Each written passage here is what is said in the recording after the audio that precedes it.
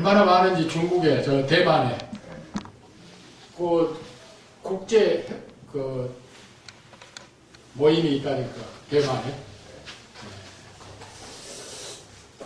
그래, 5개예요. 5개인데, 하나는 독의 근원이 된다고 그랬죠? 12장 2절에 보면. 상식입니다. 그 다음에 두 번째는 티끌이라고 그랬죠? 티끌같이 많게 하리라. 13장 16절에 보면. 그런데 티끌같이 많은 게 25년 동안이나 약속을 받은 지 25년 후에 되어진 거 아니에요? 75세에 약속을 받았는데 몇 세에 얻었어요? 이삭을? 100세. 그러니까 25년 동안 갭이 있었는데 우리 같으면 에라 모르겠다. 뭐 하나님이 누구고 뭐 약속도 안 하시고 25년 동안 잠잠하고 계시니 답답할 노릇이지. 근데 이 티끌이 된 것도 아니고 그것도 애아들. 그놈의 애아들도 좀 조금 결혼을 했었는데 40이나 또 되도록 결혼을 안 하고 있었네. 40에 결혼을 했네.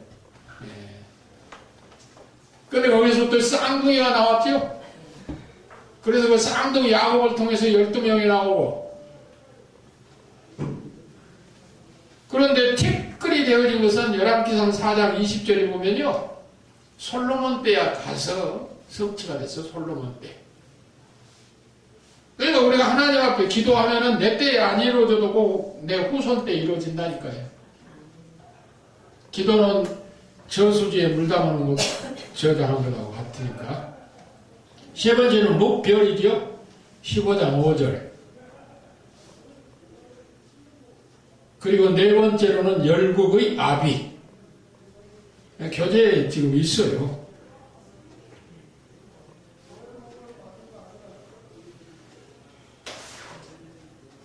그 갈라디아 3장 7절에 보면 믿음의 백성들이 무수할 것을 얘기했잖아요. 열국의 아비라고 하는 건 그 말 믿음의 아버지가 된다 이거예요.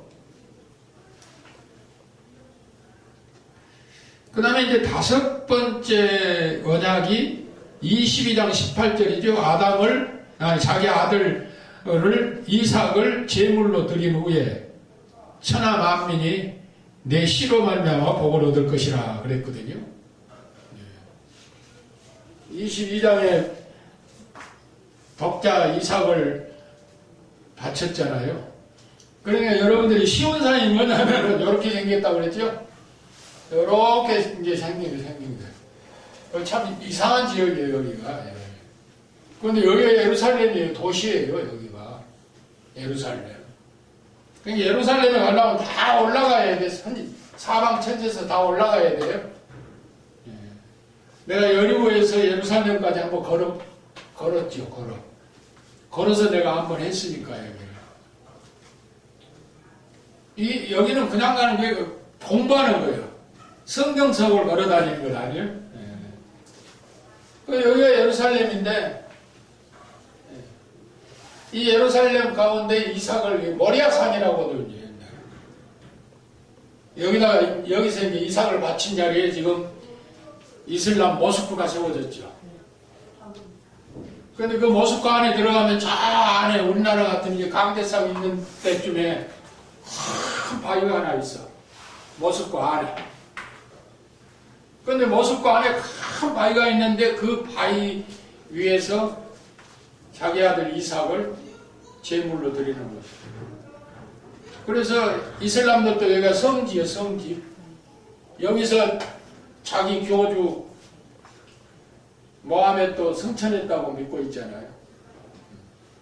그러니까 뭐 개톨릭도 성지, 우리 기독교도 성지, 모슬렘도 성지, 유대인도 성지. 고약한 데예요, 우리가. 무섭고 고약한 데예요. 그래서 세계 3차 전쟁의 도화선이 여기서부터 이루어진다고 그렇게 얘기하잖아요. 그래서 중동전쟁이 일어나고 예수 믿는 사람들은 깜짝깜짝 놀라지죠. 왜냐하면 시한폭탄이니까. 여기서 일어난 전쟁은 종교전쟁이래요. 종교전쟁이. 그래서 정말에 가서는 기독교와 그 밖에 다른 종교와의 전쟁이라고 할 수가 있죠.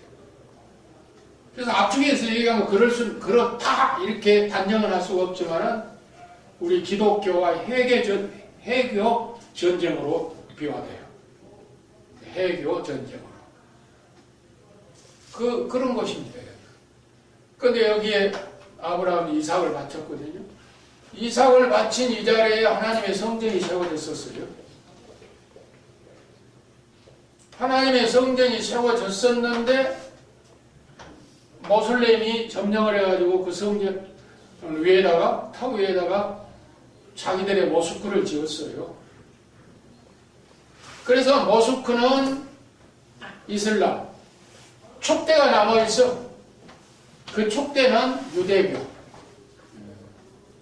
그러니까 유대인들이 명절만 되면은 여기 와서 막 자기 소원 그 촉대 틈바구니에다 찡겨놓고 막 기도하잖아요.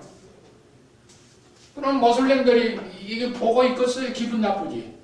그럼 돌을 던진 거예요. 그럼 막 머리가 깨지고 그러거든요. 그러니까 군대가 이렇게 둘러 있어. 이스라엘 군대가. 그런데 자기 민족이 돌에 맞아가지고 막 피를 흘리고 다 죽어가는데 이 군인들이 여기서 지키고 있는데 화가 난 거예요. 그럼 그냥 실탄을 날려버려요. 그러면 또 모슬렘이 죽어. 그러면 또 세계가 와! 와! 해가지고 아유 사람 죽였다고. 오죽 하면은 골치 아프니까 여기에 있는 이 군인들에게 플라스틱으로 만들어진 실탄을 배급하겠습니까? 그래가지고 여놈들이 까불면 그냥 기절만 시켜라. 그런데 플라스틱 실탄도 되게 맞으면 기절뿐만 아니라 죽기도 해. 그래가지고 또 막 문제가 돼가지고 막 신문에 대해서 특필을 하고 그냥 막 비행기가 나르고 그냥 난리 아니에요. 그런 것이 바로 이것입니다. 그래서 여기에 아브라함이 자기 독자를 바쳤고 독자 바친 그 자리에 성전이 세워졌고 성전 그 자리에 모스크가 세워졌고 그런데 내가 왜 얘기를 하냐면 아브라함이 이삭을 바칠 때 우리가 기독론적으로 어떤 그 신학적 흐름이 연결이 되어진 것 같아요. 기독론적으로. 뭐? 예? 아브라함이 지금 100세에 얻은 아들을 하나님 앞에 제물로 드리는데 하나님이 드리라고 그랬어요. 그런데 왜 하나님이 100세에 준 이삭을 당신 앞에 드리라고 했을까? 그런 그 의문을 우리가 신학적으로 가져봐야 돼요. 솔로몬 재판 때 내가 얘기했죠. 어머니가 둘인데 아기는 하나가 깔아뭉개 죽여버리고 산 놈을 자기 아기라고 자기 아들이라고 억지 썼잖아요. 그래서 솔로몬이 뭐라고 그랬어요? 재판할 때? 칼로 그냥 두동하게 내버려. 그러니까 진짜 애기 엄마가 깜짝 놀라가지고 아이고 내가 포기할 테니까 살리시오. 거기에 기독론적으로 뭐가 숨었다고 내가 얘기했어요? 네? 아들을 연모하는 어머니의 마음. 이게 하나님의 마음이라 이거예요. 기독론적으로. 예수님은 하나님의 독생자예요. 하나님의 독생자 예수 그리스도를 우리의 죄를 위해서 십자가에 죽게 하시는 그 하나님의 심령이 그 애 엄마의 심령이고 이걸 부각시킨 거예요. 괜히 뭐 솔로몬이 지혜가 춤추려고 하나님이 은혜를 주셔가지고 명석한 재판을 했노라고 그거 떠들고 말아버리거든요. 그러나 명석한 재판은 재판이지만은 명석한 재판 밑에 깔려있는 기독론적 신학 사상이 뭐냐 이거예요. 그 흐름이 바로 2000년 전에 이 땅에 독생자를 보내서 십자가에 내 죄를 위해서 못 박혀 죽일 그 아들을 바라보는 하나님의 마음이 바로 이 어머니의 마음이라 이거예요. 이해가 갑니까? 아멘. 그러면 바로 여기에 이삭을 바치는데 제물로 아브라함이 백세에 준 아들이요 그것도. 근데 그걸 하나님이 그 이방 종교에 불로 태워서 자식을 제물로 드리듯이 바치라고 한 거예요. 그럼 그 의도가 어디에 있느냐 이거예요. 왜 아브라함에게 하나님이 독자 이삭을 잡아서 바치라고 했는가? 이것 기독론적으로 연결을 해야 돼요. 2000년 전에 우리 예수님을 십자가에 잔인하게 죽게 하신 그 하나님의 마음이 아브라함의 마음이요. 백세에 얻은 그 귀하고 귀한 금쪽 같은 아들을 당신이 바치라 하는데 마음이 찢어질 것 같을 거예요.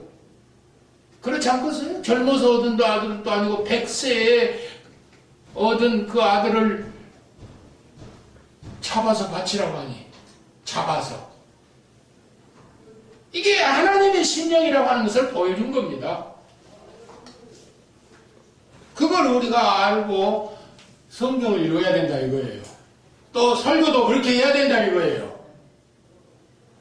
그래서 항상 하는 얘기가 우리 개혁주의 설교는 아브라함의 얘기 속에 기독론적으로 뭐가 흐르고 있느냐 하는 것을 꼭 발출해 줘야 된다는 거예요. 아브라함의 얘기가 아브라함의 얘기로 끝나버리면 그건 하나의 얘기인 것이지 우리 개혁주의 설교가 아닌 거예요. 그래서 이 5가지 언약을 셋으로 압축시키면 그 밑에 있죠? 네. 셋으로 압축시키면 뭡니까? 자손의 번성과 두 번째는 땅을 기업으로 주는 것과 세 번째는 복의 근원. 이렇게 3개로 압축할 수 있어요. 자손 번성, 땅을 기업으로, 복의 근원으로. 그런데 이 3개를 2개로 압축을 하면 어떻게 되느냐? 네? 2개로 이제 압축을 하면은 이 3개를 2개로 압축을 하게 되면 창세기 15장 그리고 17장 이렇게 2개로 압축할 수 있습니다. 2개로. 그럼 창세기 15장에는 무슨 언약이냐? 여기는 자손 언약이에요.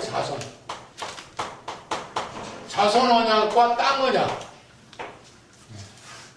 17장은 무슨 언약이냐? 여기는 할례 언약인데 민족 언약입니다. 민족 언약. 그래서 자손 언약과 민족 언약인데 15장의 언약을 무슨 언약이라고 그러느냐? 주체적 언약이라고 그래요. 주체적 언약. 그럼 17장의 언약을 무슨 언약이라고 그러냐? 객체적 언약이라고 그래요. 객체적 언약. 그래서 주체적 언약과 객체적 언약으로 압축을 할 수가 있어요. 그래서 자손 언약과 땅 언약을 주체적 언약, 민족 언약을 객체적 언약 이렇게 봅니다. 그러면 이 주체적 언약은 뭐냐? 네? 주체적 언약은 뭐고? 객체적 언약은 뭐냐? 이건 객체적 언약은 쌍무 언약이라고 그랬죠? 쌍무 언약. 그리고 주체적 언약을 편무 언약이라고 해서 편무 언약. 자주 하는 얘기지만 좀 어렵지만은 소화를 좀 시키세요. 그러니까 자손과 땅의 언약인 주체적 언약을 편무 언약이라고 하고 민족 언약인 객체적 은혜를 쌍무 언약이라고 한다 이거예요. 그러면 이 편무 언약은 뭐냐? 편무 언약은 그러면 그러면 이 쌍모약은 또 뭐냐? 객체적 은혜와 주체적 은혜인데, 주체적 은혜인 편모 언약은 화학적인 변화를 얘기하고 있어요. 화학적 변화. 중심에서 일어나는 변화. 중심에서 일어나는 변화는 이게 어떻게 되는 줄 알아요? 한번 따라서 합시다. 중독자가 된다. 중독이라고 하는 말을 한자로 쓸 때 이렇게 써요. 중심이라고 하는 말이에요. 중심에 독이 올라버린 거예요. 그러니까 술 중독자가 되면 눈만 감으면 술 생각이 나는 거고, 예? 타투 치는 노름의 중독자가 되면 눈만 감으면 타투 짝두전이 왔다 갔다 하고, 이 중독이에요. 그래서 중독을 가운데 중자 중독인데, 중심에 그냥 완전히 그냥 노그라진 거예요. 그러면 우리가 좋은 편으로 생각할 때, 우리가 노름을 하는데 중독자가 되고, 술 중독자가 되고, 세상에 어떤 그 중독자, 춤바람 난 사람들도 춤 중독이에요.